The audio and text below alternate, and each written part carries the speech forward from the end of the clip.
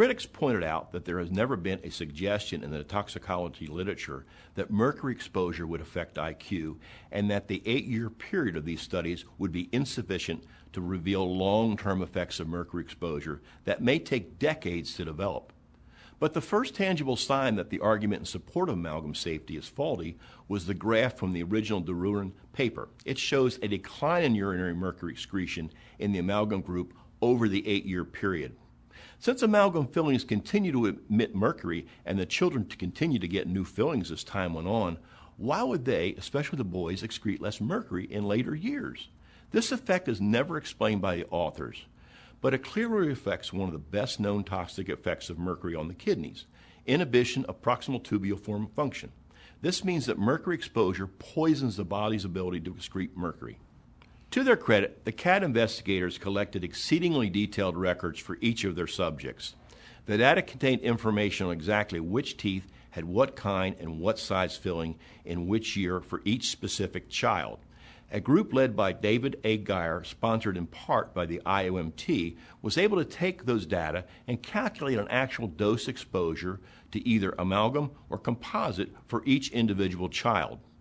There are much more specific dose effects measurements revealed a different story than the original publications, which just lumped all the kids in the amalgam group or the composite group together. In this paper, data on urinary porphyrins, a biomarker of mercury toxicity, were part of the original collection of physiological data.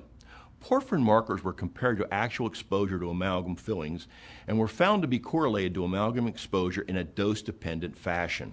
The actual dosed exposure data for the kids in Portugal's study also showed that their urinary mercury did in fact rise with exposure to amalgam.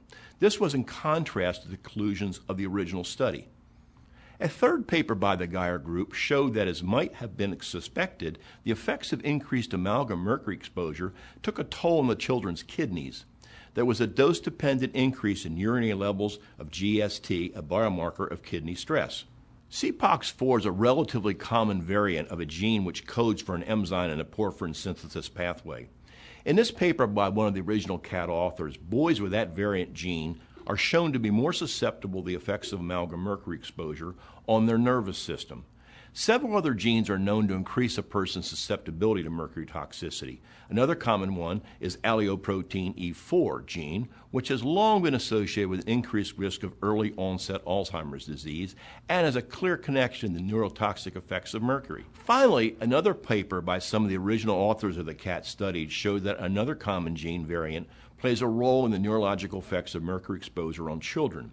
In this case, it is a gene for metalmethionine, an important protein that affects how cells protect themselves from toxic metals.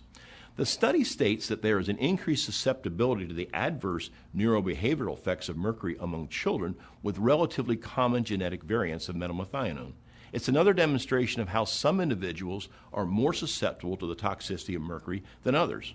In the end, the CAT studies only proved what we already knew about dental amalgam, that they provide significant exposure to mercury and cause significant measurable physiological harm. We should notice, too, that all the follow-up papers that refute the original conclusions of the CAT studies were published in toxicology journals and not dental journals. There's been no mention at all about these follow-up papers in the dental press.